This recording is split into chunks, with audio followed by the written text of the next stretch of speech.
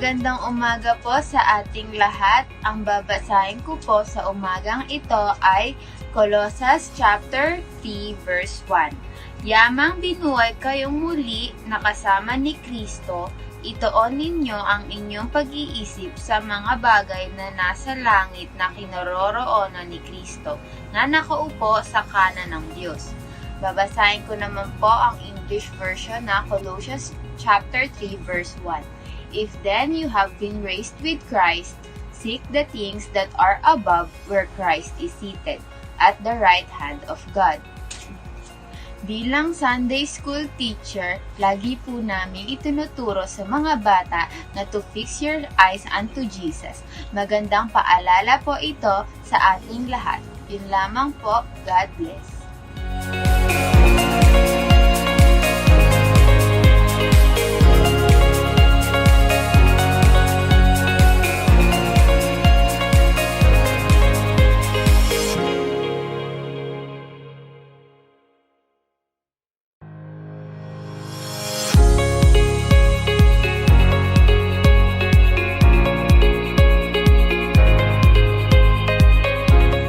Good morning po sa lahat. Ang ating daily verse po ngayon ay makikita natin sa Colossians 3:2 New International Version, saying that, set your minds in things above, not on earthly things. Na sa Tagalog version naman po ay nagsasabing, ituon niyo ang inyong pag-iisip sa mga bagay na nasa itaas at hindi sa mga bagay na nasa lupa. So, ayun po no, sa verse po na nabasa natin, dapat po nating ituon ang ating mga sarili sa kung ano ang dapat na makakapagpupuri sa Diyos. O kung ano man ang ating mga ginagawa ay dapat po nating isaisip na ito ay kanais-nais sa mata ng ating Panginoon. At huwag po tayong maging materialistic kasi po ang lahat ng bagay na makikita natin dito sa mundo ay hindi naman po panghabang buhay. So, imbis na mag-store up tayo ng treasures dito sa mundo ay mas dapat po nating ipunin ay yung mga bagay o gawain na makakapagpasaya sa Panginoon, tulad ng pagsunod natin sa mga utos niya na bukal naman sa loob natin. Tsaka yung mga pagtulong sa kapwa, sa ating mga kapatid, yan po ay mga halimbawa ng mga treasures na makakapagpapuri sa Diyos o yung mga magagandang asal na hindi naman po nanakaw ng kung sino man sa atin. So, ayun lang po. Maraming salamat po. Sana ay nagsilbi itong paalala sa atin na dapat po ay ituon po natin ang ating kaisipan at sarili sa ating Panginoon, ano man ang ating mga pinagdaraanan. Muli ay magandang araw po sa ating lahat at mag-ingat po tayong lahat palagi. Lagi po tayong mag-sanitize ng ating mga kamay at sarili para iwas po sa sakit, lalo na po sa pandemic ngayon. Thank you po.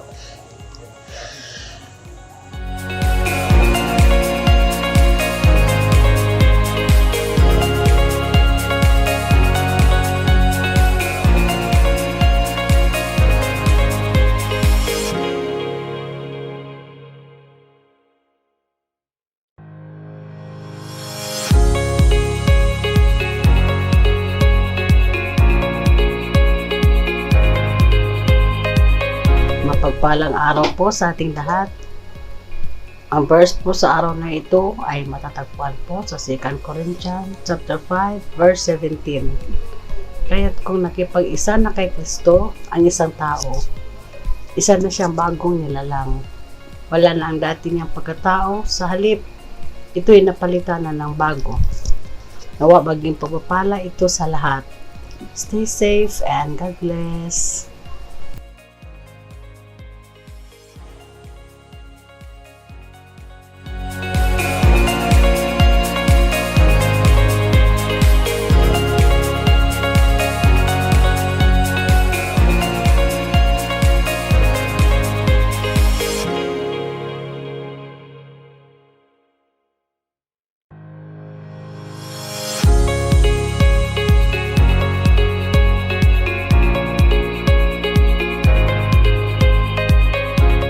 Umaga po sa ating lahat para po sa ating Our Daily Verse na matatagpuan sa Colossus 3:10 na ganito po ang sinasabi. Isuot ninyo ang bagong pagkatao na patuloy na nababago at nagiging kalarawan ng Diyos na lumikha sa inyo upang lalo ninyo siyang makilala. Naway, ito'y maging pagpapala po para sa ating lahat. God bless and stay safe.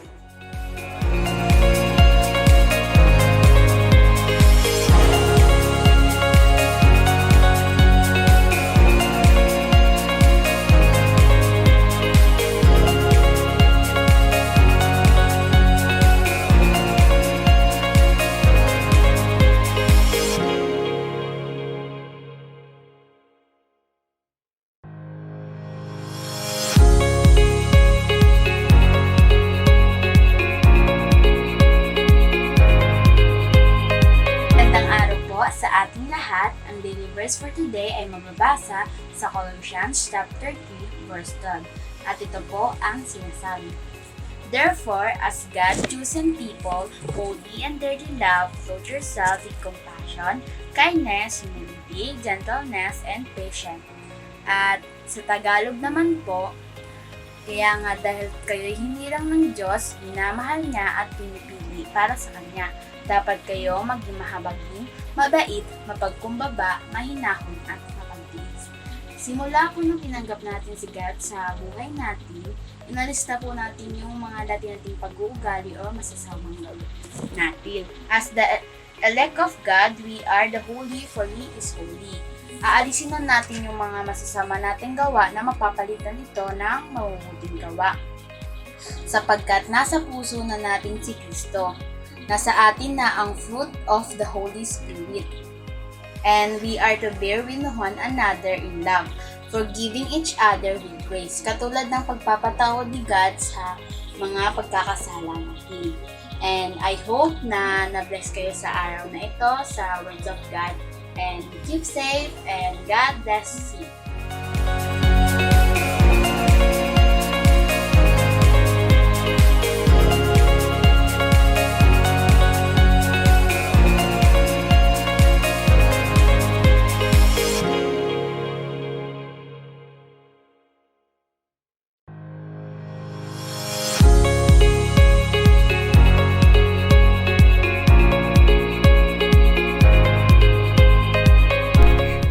Magandang araw po, ako po si Julia at ang our daily verse ay mababasa po sa Colossians chapter 3 verse 17.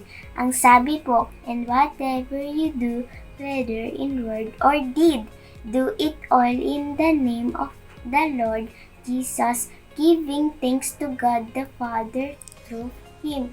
At sa Tagalog naman po, at ano man ang inyong gagawin o sasabihin, gawin ninyong lahat sa pangalan ng Panginoong Jesus at sa pamamagitan niya'y magpasalamat kayo sa Diyos Ama. God bless po sa ating nabasa. Bye po!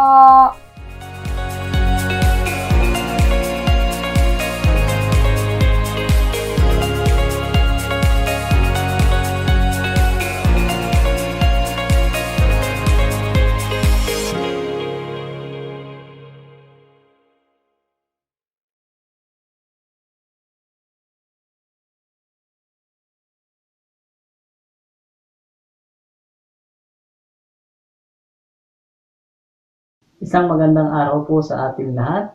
Ako po si Jason Juliata.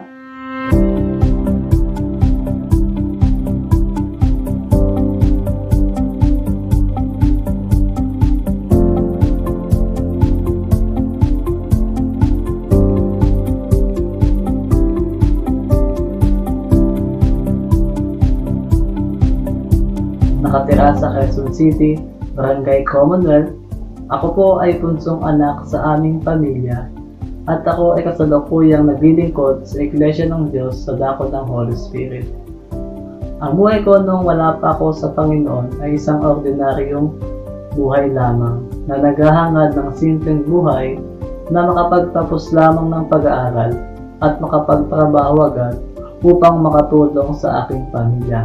Nakilala ko ang Panginoon sa pamamagitan ni Brother Kenji na ginamit ng Diyos na aking kababata.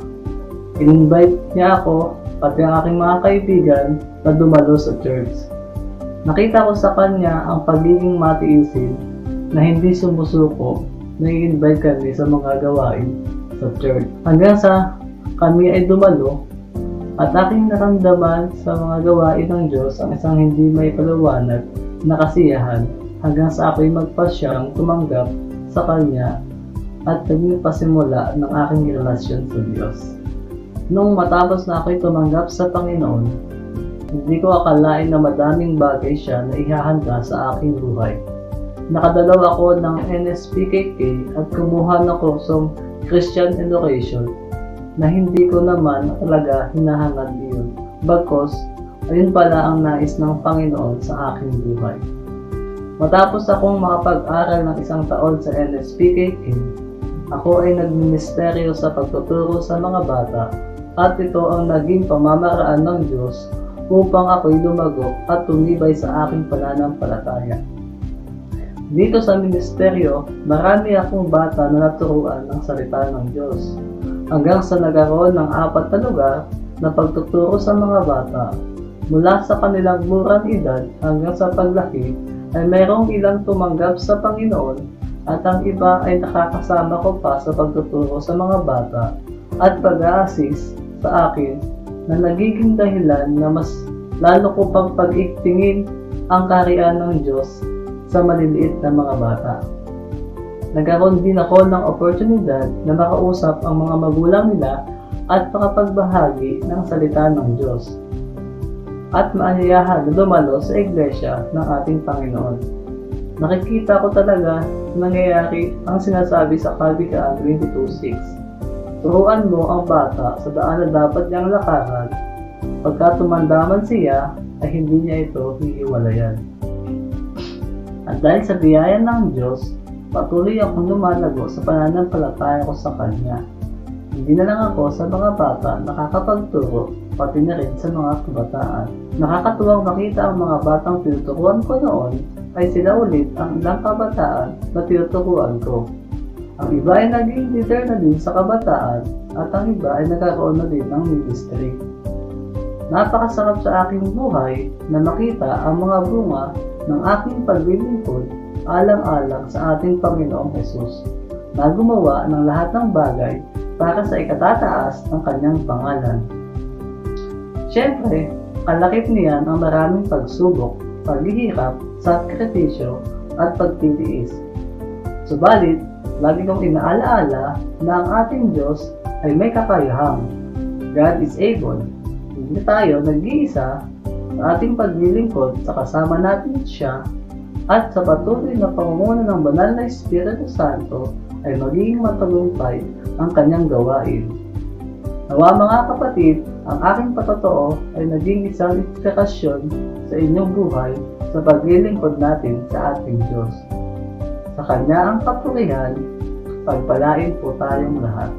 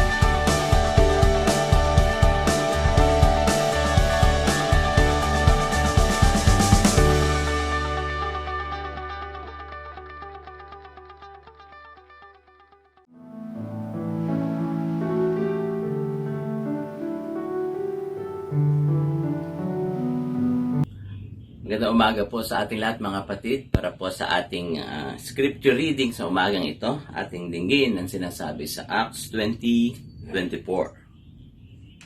However, I consider my life worth nothing to me.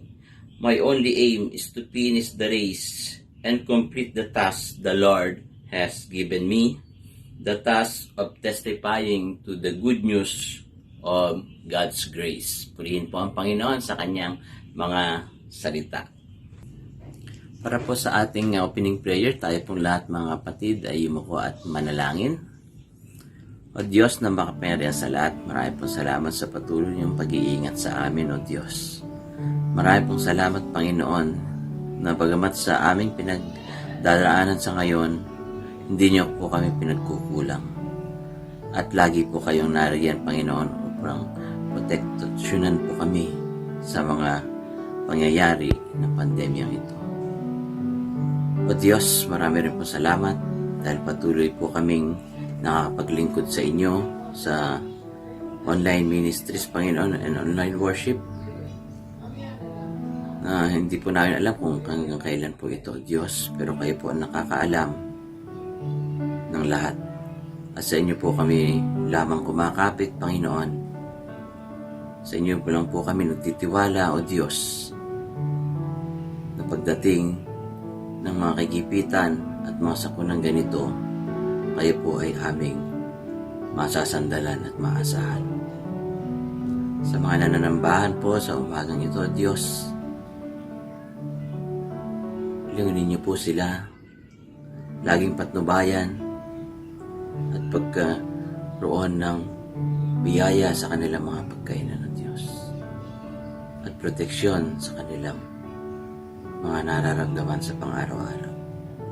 Kumakapit po kami, O Diyos, sa inyo. Nagtitiwala po kami, O Diyos, sa inyo. Ito ang aming panalangin sa matamis na pangalan ng iyong anak, si Jesucristo, sa pakiisa ng Espiritu Santo, O Diyos. Amen.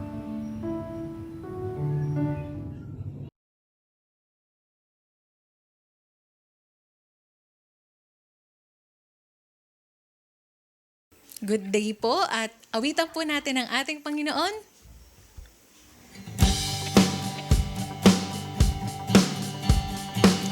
Strength will rise as we wait upon the Lord. We will wait upon the Lord. We will wait upon the Lord. Strength will rise as we wait upon the Lord. We will wait upon the Lord. We will wait upon the Lord. Our God, you reign forever. Our hope, our strong deliverer.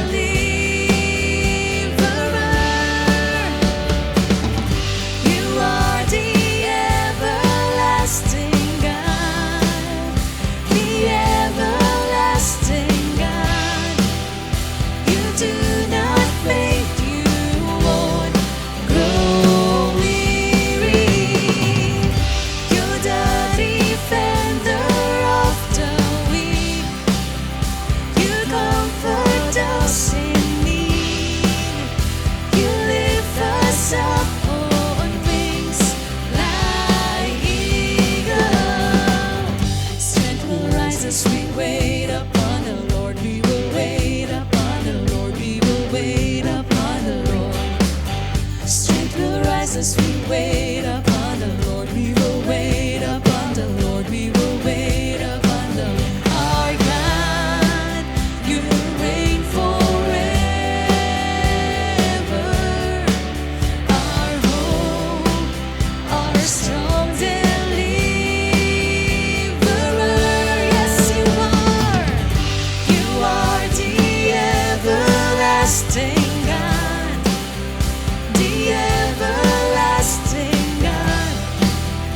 You do not faint, you won't grow weary. You're the defender of the weak. You comfort us in need. You lift us up on wings like eagle.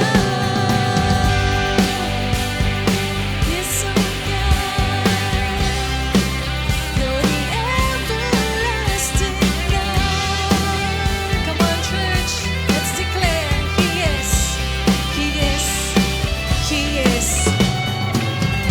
You are the everlasting God, the everlasting God, the everlasting God, the everlasting. You are the everlasting God. You are the everlasting God. You do not faint. You won't grow weary. You are strong to defender of the weak. You comfort us in need. You wait us up on wings like eagle. So God, come on, church, let's continue to be in His presence. Let's continue to be in His throne of grace. Let's fall down to our God. Yes, Lord. We fall down, we lay our crowns at the feet of Jesus. The greatness of His mercy and love at the feet of Jesus. Let's cry holy. We cry holy, holy, holy. We cry holy, holy, holy.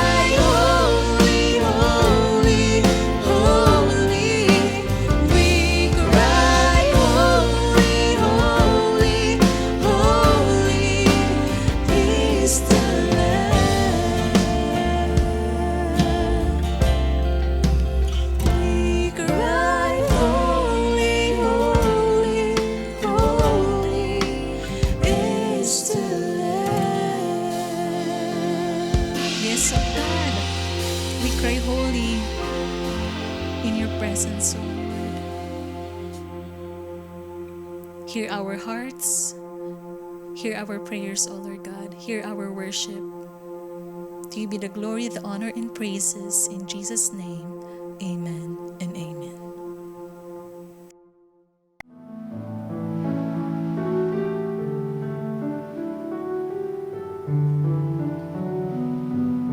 Magandang umaga po sa inyong lahat mga kapatid. Ngayon ay October na at malapit na mag-Disyembre. Ang bilis ng ating panahon. Sa ngayon, di lang natin namalayan na October na pala. So, nung nakalipas na linggo, ang ating topic ay tungkol sa holiness, yung Christ-likeness. So, sa ngayon, ang ating topic ay Hope in Christ in the midst of crisis. So, narito tayo sa panahon na mahirap, crisis tayo, may pandemya at iba pang mga problema sa ating bansa, kaya napakahirap. Pero sabi ng Panginoon na meron tayong pag-asa na maihaon tayo sa kahirapan, maihaon tayo sa mga problema at magampanan natin ang lahat ng mga pangyayaring ito dahil nandyan ang ating Panginoon. Kaya ang ating topic, Hope in Christ in the midst of crisis. So ang ating pag-asa nasa Panginoon at tingnan natin ngayon sa ating mga babasahin na mga salita ng ating Panginoon sa Biblia at una nating tingnan yung Roma 15:13. Meron kayong mga Biblia ating tingnan sa bagong translation ng Tagalog Bible. Sinabi dito sa Roma 15:13, puspusin nawa kayo ng Diyos na siyang bukal ng pag-asa at nawa ay pagkalooban niya kayo ng kagalakan, kapayapaan sa pamagitan ng inyong pananampalataya upang mag-umapaw ang inyong pag-asa sa pamagitan ng kapangyarihan ng Espiritu Santo.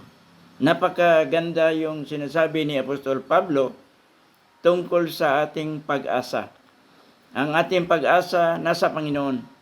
Dahil ang Panginoon siya ang ating pag-asa. Sabi nga dito, bukal. Siya ang source sa ating pag-asa. Bukal ng pag-asa. At naway pagkalooban niya kayo ng kagalakan. Minsan kasi sa buhay natin, nawalan tayo ng pag-asa.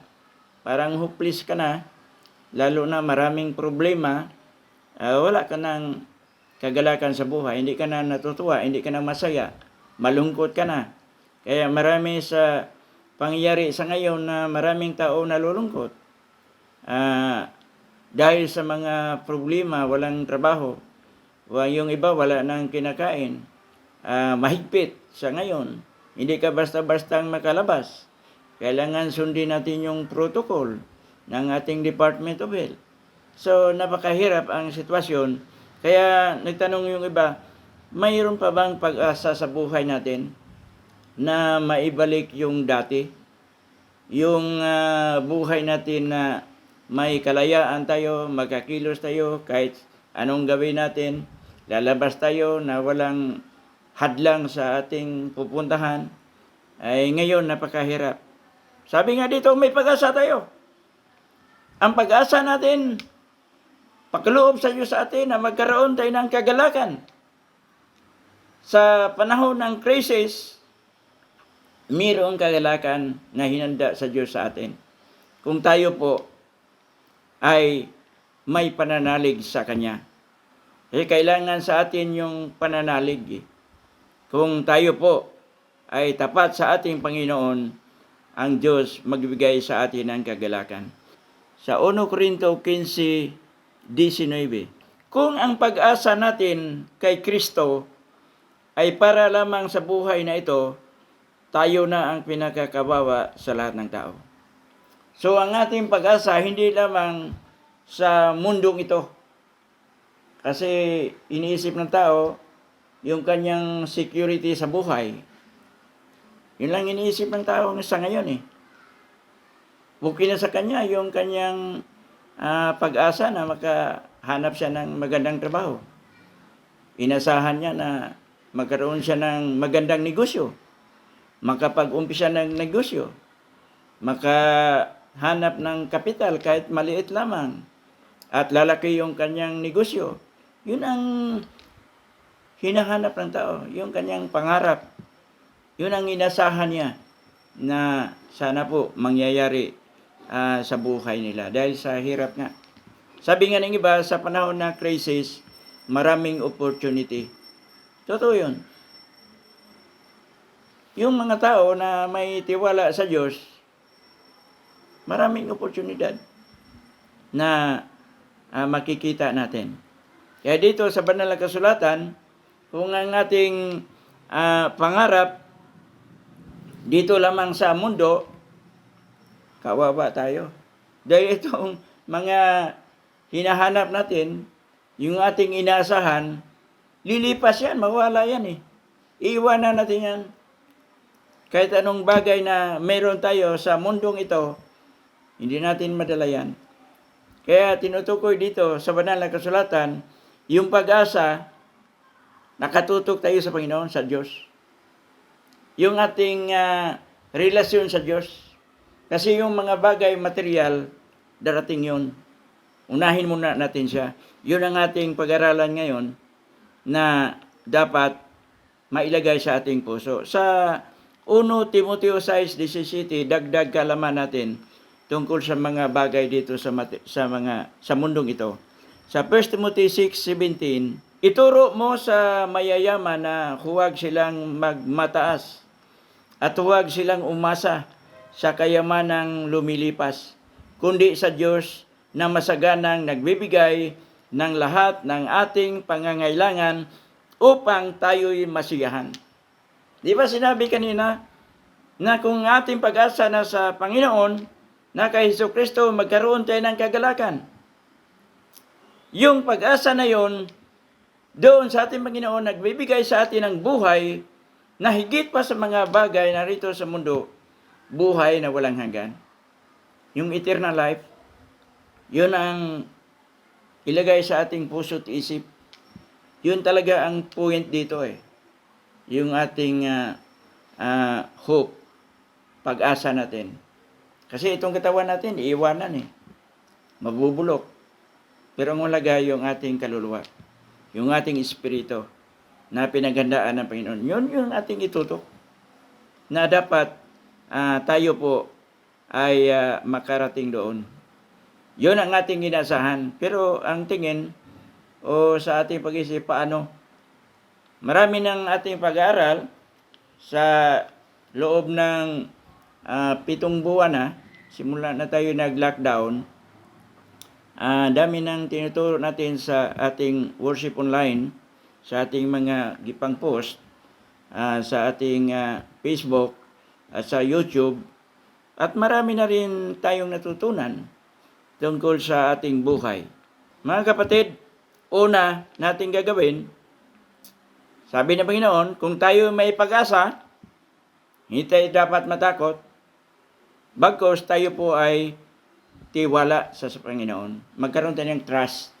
Yung ating tiwala sa ating Panginoon napakahalaga. Tingnan natin sa Isaiah 40, versikulo 31. Ngunit muling lumalakas at sumisigla ang nagtitiwala kay Yahweh. Lilipad silang tulad ng mga agila. Sila'y tatakbo, ngunit hindi mapapagod. Sila'y lalakad, ngunit hindi manghihina. Napakaganda, no? Ang sabi dito, pag tayo'y tiwala tayo sa ating Panginoon, tayo'y naniwala sa mga salita niya, at tayo'y lumalakas habang tayo po naghihintay sa kanyang mga pangako na tayo po ay mayroong pag-asa sa mga bagay na yun. Sabi nga, kung tayo ay nagtiwala sa kanya, ay katulad tayo ng mga agila. Ano ba itong agila, no? Tayo namang lahat alam natin kung ano yung agila. Yung agila ay sila ang hari sa himpapawid. So, malakas.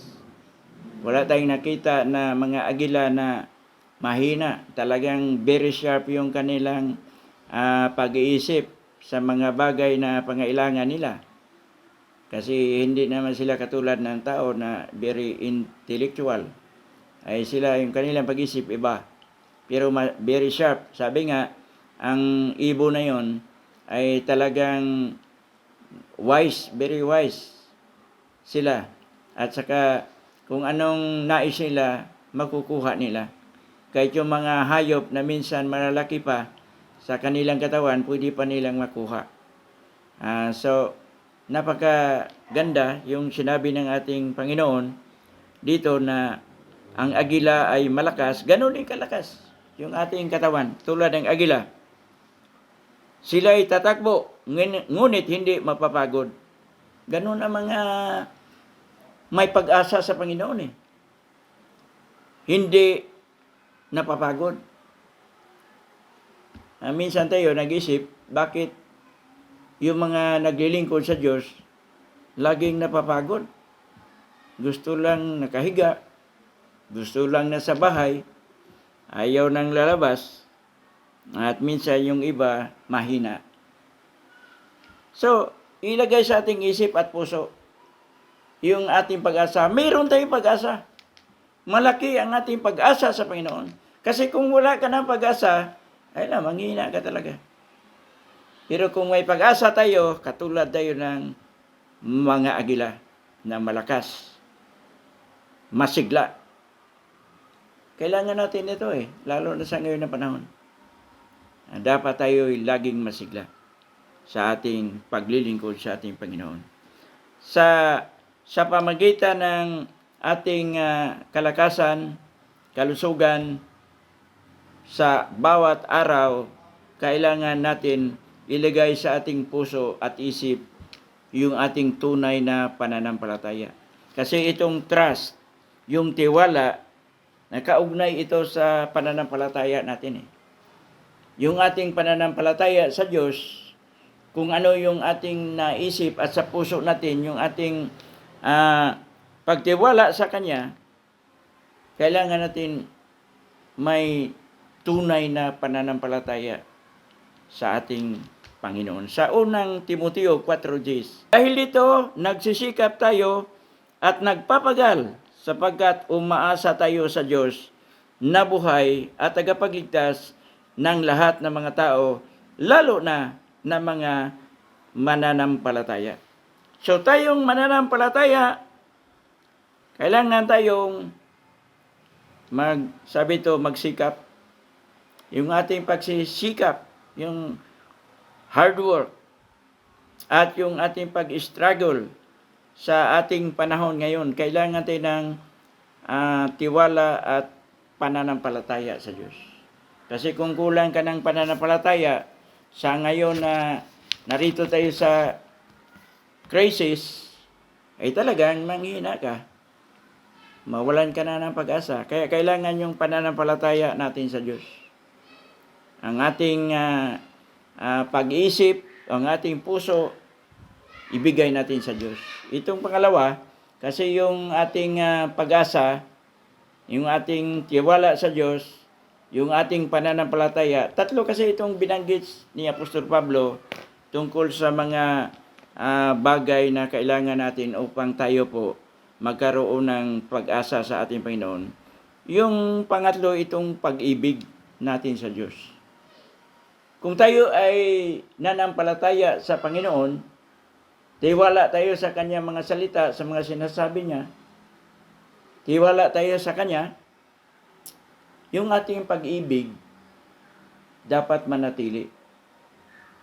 Huwag tayong mapagkawala ng pag-ibig. Kasi minsan, pag ikaw wala ng tiwala, minsan manghina din yung pag-ibig mo pagmamahal sa Diyos.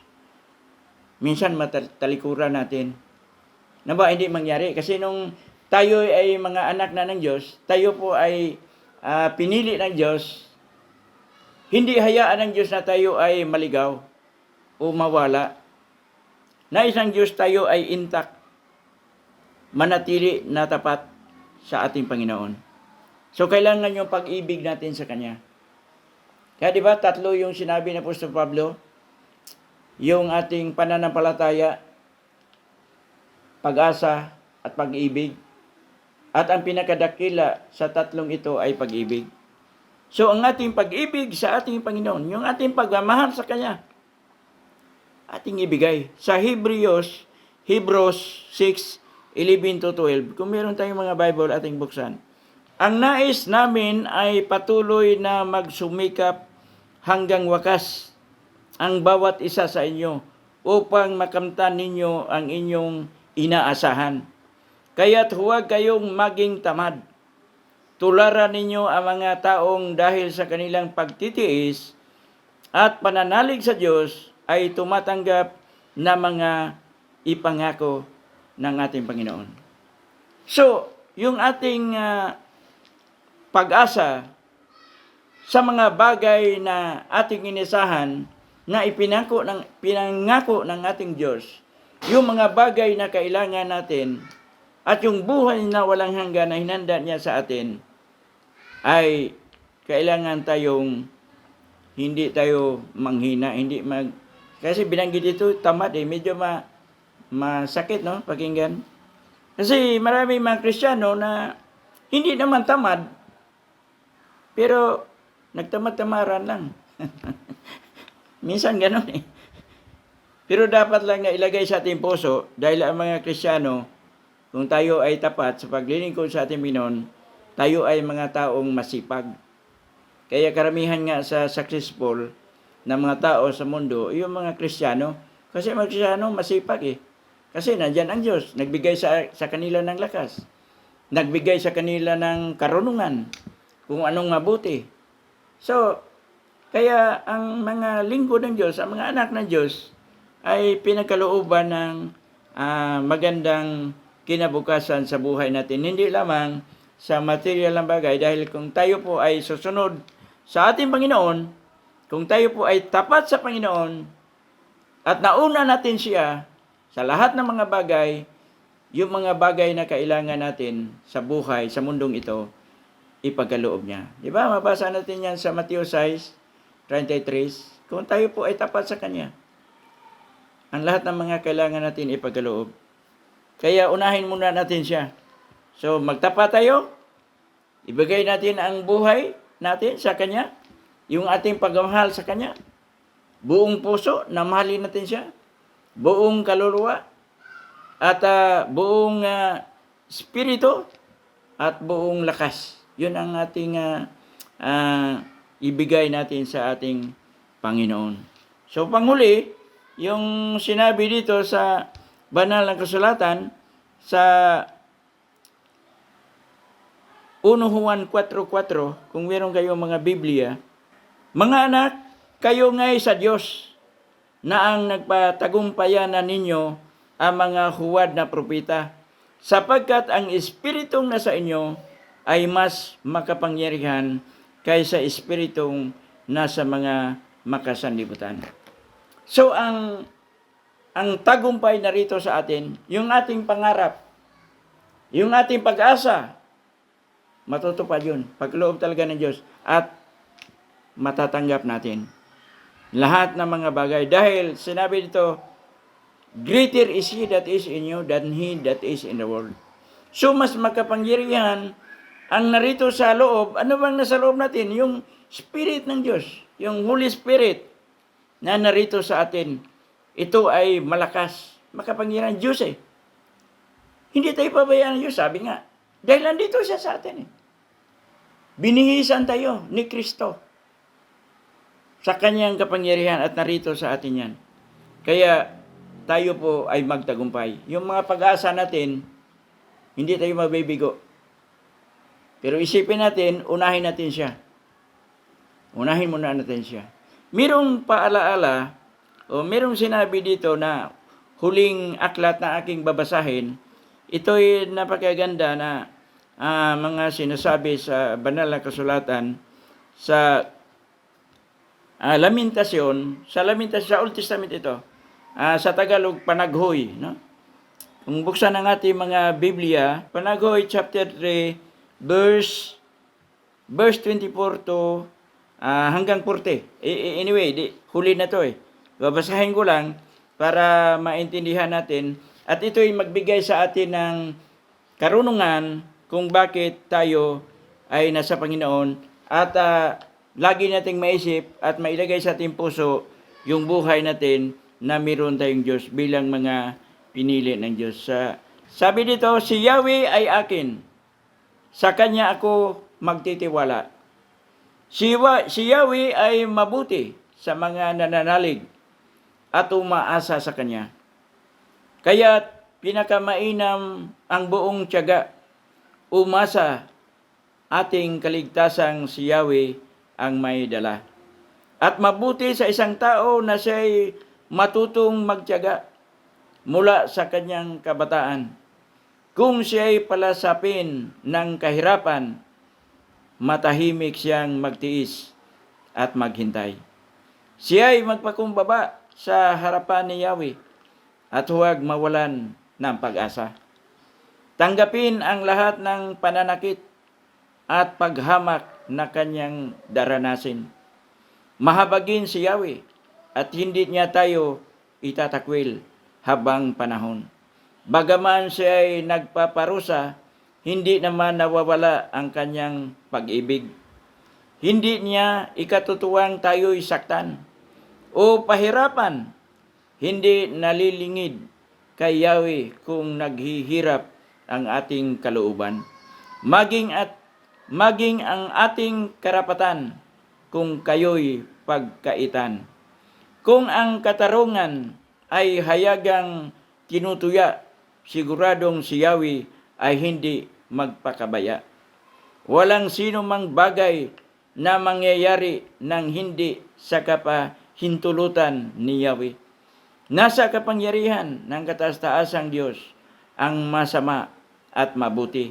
Bakit tayo magrereklamo kung tayo'y pinaparusahan kung dahil naman ito sa ating mga kasalanan? Siyasatin natin suriin ang ating pamumuhay at tayo'y manumbalik kay Yahweh. Pagpalain nawa ng Panginoon ang bawat isa sa atin at kanyang mga salita na ating napakinggan, ating nabasa, na ating napag-usapan. Sana po itong message natin sa araw na to, hindi natin makalimutan bagos ito po ay ating gagawin, isabuhay natin ito upang tayo po magkaroon ng buhay na walang hanggan. Dahil yun talagang ating pag-asa na hindi tayo maligaw sa mundong ito. Tandaan natin, we are victorious. Tayo po ay magtagumpay. Kailangan natin, tapat tayo sa ating Panginoon. Tayo po ay manalangin. Aming banal na Diyos, salamat po. Napagkaganda sa iyong mga salita na aming napakinggan. Nawa po, gabayan po kami na ang inyong mga salita ay aming isagawa. Ang aming pag-asa na sa inyo. Hindi kami nakatutok sa mga bagay material. Kahit po, itong mga bagay na to ay kailangan namin sa araw-araw. Pero ikaw po, ang nauna sa aming mga puso. Nawa po, pagkaloob po sa lahat ng mga kapatiran, sa lahat na naka-monitor ngayon. Nawa po, gabayan na po. Buksan ang aming mga puso at isipan upang maunawaan at maintindihan namin ang inyong mga salita na aming narinig. Upang ang pag-asa namin ay aming matatanggap ang buhay na walang hanggan. Yun lang number 1 na aming inasahan, Panginoon. Na kami po magkaroon ng buhay na walang hanggan na makasama ka namin, Panginoon. Salamat po sa iyong pangako na kami po ay magtagumpay. Hindi mo kami iiwan. Bagos kami po ay binigyan mo ng direksyon dahil kami po ay inyong iniligtas sa kapahamakan. Salamat po, Panginoon. Gabayan na po sa pamamagitan ng inyong banal na Espiritu ang bawat isa sa amin, Panginoon, na laging buhay sa aming bawat isa sa buhay namin, na ito po ay laging malakas, hindi nawa manghihina ang iyong banal na Espiritu na nasa amin, Panginoon. Gabayan na po ang lahat. Gabayan na po ang aming bansa. Pagkaloob mo nawa ang mga solusyon sa crisis na aming kaharap ngayon. Gabayan po ang aming Pangulo sa aming bansa, si President Rodrigo Roa Duterte, Panginoon. Gabayan po siya, Panginoon. Palakasin mo po siya. Gabayan po, Panginoon. Pagkaloob mo po ang iyong banal na Espiritu upang ang lahat ng mga bagay ay magagawa niya, Panginoon, sa mabuting bagay na magkaroon ng solusyon ng aming bansa sa pandemyang ito, Panginoon. Gabayan na po ang kanyang mga kabinete, ang Senado, ang Kongreso, ang mga gobernador, mga mayor, mga kapitan sa barangay, mga opisyal, lahat ng mga opisyal sa aming gobyerno, Panginoon. Gabayan na po. At kami na mga tao narito sa bansang ito, gabayan na po lahat. Sinabi nyo na kami po ay dapat mananampalataya at mananalig sa inyo dahil ang pag-asa aming matatamo, Panginoon. Salamat po. At patawarin na po kami sa aming mga kasalanan na aming nagkagawa, sa aming mga pag-iisip, sa aming mga salita, at sa aming mga kilos, Panginoon. Ito po ang aming dalangin sa inyo sa pangalan ni Jesus, na aming Diyos na tagapagligtas, pangalan ng Ama, ng Anak, ng Espiritu Santo. Amen.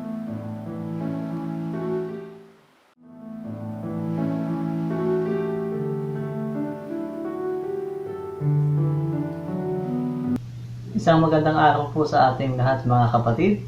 At tayo po ay dadako na sa ating pag-alaala sa ating Panginoong Hesus sa kanyang kamatayan. Narito ang sinasabi sa aklat ng unang Korinto, chapter 11, verse 23 hanggang 29. Ganito po ang sinasabi: sapagkat tinanggap ko sa Panginoon ang ibinigay ko naman sa inyo, na ang Panginoong Hesus nang galing siya ipinagkanulo ay dumampot ng tinapay, at nang siya ay makapagpasalamat, ito ay kanyang pinagputol-putol at sinabi, ito'y aking katawan na ipinagputol-putol para sa inyo. Gawin ninyo ito sa pag-ala-ala sa akin. Sa gayon ding paraan ay kinuha niya ang kopa pagkatapos maghapunan ay na sinasabi, ang kopang ito ay siyang bagong tipan sa aking dugo. Gawin ninyo ito tuwing kayo iinom nito sa pag-ala-ala sa akin. Sapagkat sa tuwing kainin ninyo ang tinapay na ito at inumin ang kopa, ipinahayag ninyo ang kamatayan ng Panginoon hanggang sa dumating siya. Kaya't ang sino mang kumain ng tinapay o uminom sa kopa ng Panginoon sa paraang hindi nararapat ay magkakasala sa katawan at sa dugo ng Panginoon. Siyasatin ninyo ang inyong sarili at saka kumain ng tinapay at uminom sa kopa, sapagkat ang sino mang kumain at uminom na hindi kinikilala ang katawan ay kumakain at uminom ng hatol sa kanyang sarili. Kapala at pagkabasa ang mga salita ng Panginoon. Mga kapatid, tayo po'y manalangin. Panginoong Diyos na dakila at makapangyarihan, salamat Panginoon sa patuloy na pagbibigay sa amin ng buhay. At narito Panginoon ang aming mga inahanda sa aming mga tahanan. Mga simbolo, Panginoon. Ang tinapay na disimbolo sa iyong katawan at ang saro na disimbolo sa iyong dugo na pinambayad sa aming mga kasalanan. Panginoon, bago po namin tanggapin ito ay magkaroon kami, Panginoon, ng pagsisiyasat sa aming mga sarili, Panginoon. Na ito pong ginagawa po namin na inyo pong inuutos sa amin, Panginoon, na minsan ang aming Panginoong Hesus ay namatay para sa aming mga kasalanan, Panginoon. Nawa, Lord, sa aming pagtanggap nito ay dapat kami, Panginoon, ay linisin sa lahat po ng aming mga kasalanan na nagagawa, Panginoon. Patuloy namin alalahanin ang dakilang sakripisyo, namatay po kayo para sa aming mga kasalanan. Panginoon, salamat po sa inyong kagandahang loob sa amin, na kami, Panginoon, nagkaroon ng kapatawaran sa aming mga kasalanan at ng pag-asa sa buhay na walang hanggan. Salamat, O Lord. Nawa, patuloy kami, Panginoon, na mabuhay ayon sa iyong mga salita at sa iyong pangako, Panginoon. Salamat, O Lord, sa patuloy na paglilinis mo sa aming mga kasalanan sa araw-araw, Panginoon. Salamat, pagpalain niyo po kami, Panginoon. Ito po ang aming dalangin sa pangalan ni Jesus. Amen.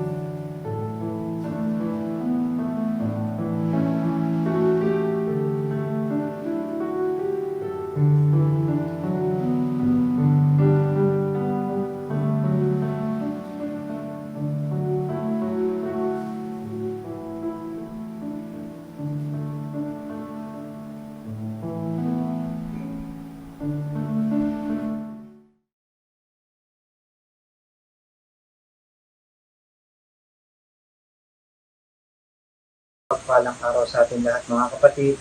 Ako si Brother Jay. Tayo po'y dadako sa pagkakaloob sa ating banal na iglesia na ang aral ay matatagpuan sa Malakay chapter 3 verses 8 hanggang sa mga sumusunod. Ganito po ang pagbabasa. Ang tanong ko na may matuwid bang dayain ng tao ang Diyos? Hindi. Ngunit dinadayan ninyo ako. Sa paanong paraan?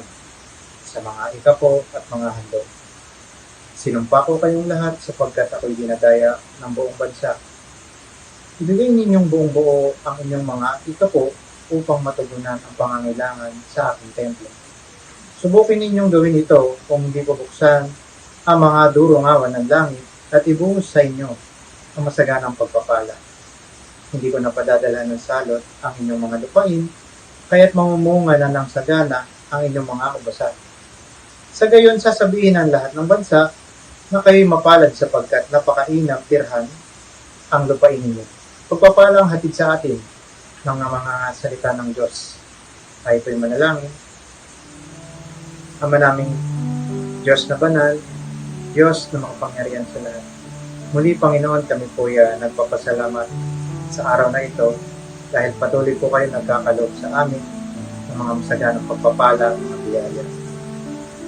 Panginoon, dalangin po namin na patuloy niyo po kami ibuin, alagdana po ang mga kapatiran namin may sakit, nawa sila po ay pagalingin ninyo, nang sa gayoy sila po ay makapaghanap buhay, kumita ng kanilang pangangailangan sa buhay, nang sa gayoy makatulong din sila sa banal nating iglesia, sa inyong templo. Dalangin po namin na bigyan niyo pa po kami ng hanap buhay, pagkakitaan, lalo na po sa mga kapatiran po namin nawala ng trabaho sa araw na ito o sa pandemya nito. Mga Panginoon, patuloy niyo po silang ituin, bantayan, gabayan, nang sa ganun Panginoon ay makatagpo sila, makasumpong sila ng pagkakakitaan. At sa huli Panginoon, kami po'y nagpapasalamat sa mga saganang pagpapala at malalakas na pangangatawan na pinagkakaloob sa amin upang sa ganun mapaglabanan namin ang sakit dulot ng pandemya. Kaya na pong bahala sa amin, patuloy na po ang pagpapinala. Ito po ang aming dalangin sa pangalan ng Jesus. Amen.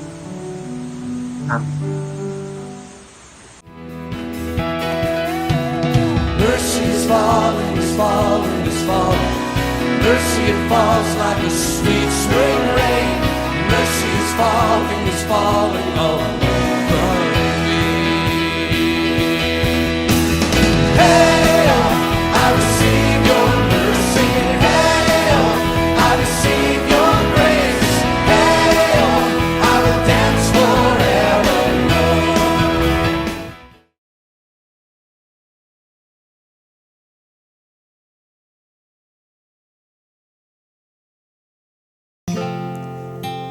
church, as we end our celebration today, let's give thanks to our Lord, for He has done great things for us. Let's give Him our hearts as we sing this closing song. Give thanks. Give thanks with a grateful heart. Give thanks to the Holy One. Give thanks because He's given Jesus Christ, His Son. Give thanks with a grateful heart. Give thanks to the Holy One. Give thanks because He's given Jesus Christ, His Son. And now let the weak say, I am strong. Let the poor say, I am rich, because of what the Lord has done for us. And now let the weak say, I am strong. Let the poor say, I am rich, because of what the Lord has done for us. Give thanks. We give thanks. We give thanks. We give thanks, O Lord. And as we go along this day, be with us, our mighty Father, in Jesus' name. Amen and amen.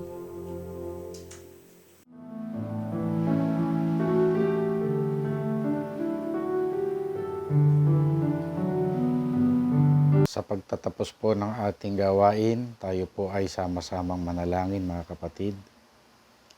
Ama naming Diyos na aming sinasamba sa Espiritu at sa katotohanan, maraming salamat po sa iyong mga salita na aming narinig sa pamamagitan ng iyong lingkod na ginamit mo upang maging daluyan ng iyong mga salita. At sa oras na ito, Ama, kami po ay patuloy na nagpapasalamat dahil nariyan ka, Panginoon, at hindi mo kami pinababayaan. Alam namin, Panginoon, sa panahon ng aming kahinaan, Ikaw ang siyang nagbibigay sa amin ng kalakasan. At sa panahon na kami ay nawawala ng pag-asa, Ikaw ang nagbibigay sa amin ng pag-asa. Kaya maraming salamat po sa iyong mga salita na aming narinig sa umagang ito. At tanggapin po namin ang banal na pagpapala na magmumula sa iyo. Ang mayamang pagpapala ng ating Diyos Ama na nasa langit, ang pag-ibig at pagliligtas ng ating Panginoong Hesus, ang patuloy na gabay at patnubay ng banal na Espiritu Santo ay sumaatin nawang lahat mula ngayon at magpakailanman. Amen.